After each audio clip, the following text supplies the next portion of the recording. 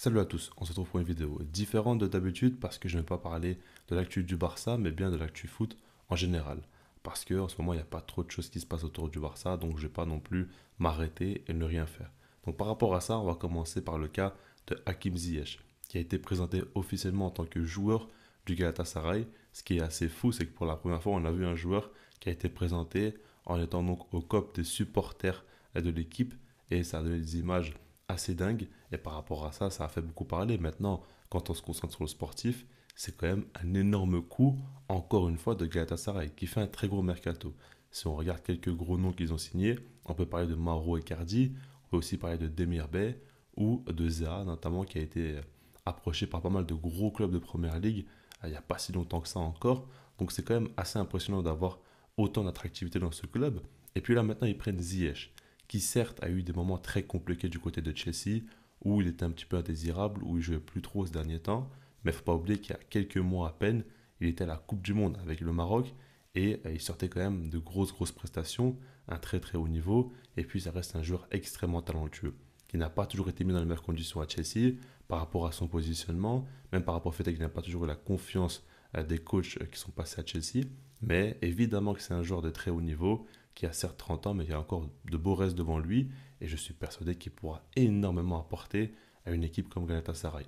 Donc c'est quand même assez impressionnant de voir, comme je l'ai dit, le mercato qu'ils font. Et j'ai hâte de voir si les résultats vont suivre ou non. Alors évidemment, le football reste avant tout un sport collectif. Donc il va falloir bien l'emboîter tout ça. Mais ce qui est sûr, c'est qu'il y a énormément de qualité.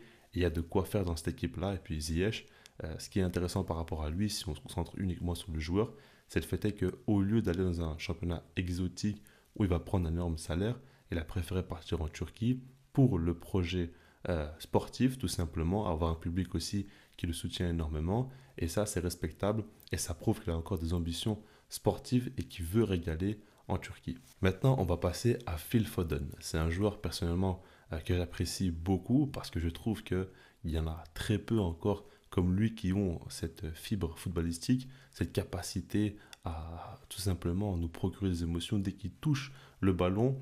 Et techniquement, évidemment, qu'il a énormément de qualité. Et par rapport à ça, c'est le genre de joueur que j'aime énormément regarder. Maintenant, comme vous savez, la saison passée, ça a été compliqué pour lui, surtout l'après-Coupe du Monde, où il a eu très peu de temps de jeu avec City. Et quand il a joué, ben, il était pas vraiment lui-même. Et par rapport à ça, on se posait un petit peu des questions. Est-ce que c'est normal ou non? En tout cas, ce qui est sûr, c'est que là, désormais, Kevin De Bruyne est blessé. Il sera absent pendant plusieurs mois. Il faut savoir le remplacer. Gundogan aussi est parti. Il y a quand même de la place au milieu de terrain. Et désormais, il a du temps de jeu. Il a sa chance.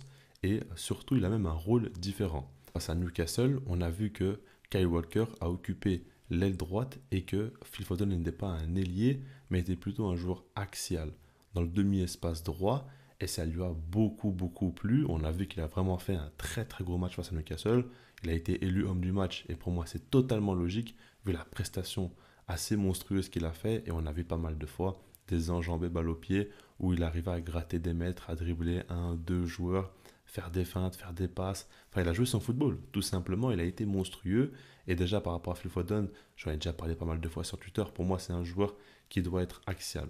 Parce qu'il a tellement de qualité balle au pied, une grosse vision de jeu. Il est capable de faire la dernière passe, capable de marquer. Mais il a besoin de toucher pas mal de ballons. Pour moi, le mettre sur l'aile, c'est un petit peu le brider. Alors que quand il est dans l'axe, là, il peut vraiment faire de belles choses. Alors, c'est vrai que c'est un joueur qui, des fois, fait un peu trop de touches de balle, veut trop jouer perso, et par rapport à ça, ça n'aide pas forcément le collectif. Et c'est sûr que quand tu mets dans l'axe, il sera encore plus amené à le faire, mais il faut qu'il trouve le juste milieu avec Guardiola, avec le système autour, ça peut quand même très bien fonctionner, et c'est ce qu'on voit actuellement. Donc Phil Foden qui retrouve son football, c'est une excellente nouvelle pour ce sport globalement, parce que je trouve que en général, il y a peu de joueurs aussi talentueux.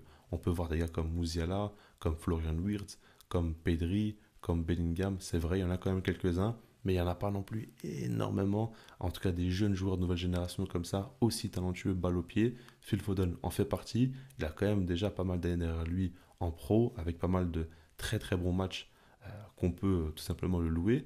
Et par rapport à tout ça, ben, Phil Foden, il s'était un peu perdu. Là, il revient, il joue à un très haut niveau. Personnellement, j'espère que ça va continuer comme ça. Comme je l'ai dit, il y a quand même de la place. Les départs de Kevin De Bruyne et de Gundogan. Donc voilà, on va suivre ça de très près. Maintenant, ce qu'il faut retenir, c'est qu'il a aussi un rôle nouveau et ça pourra aussi l'aider.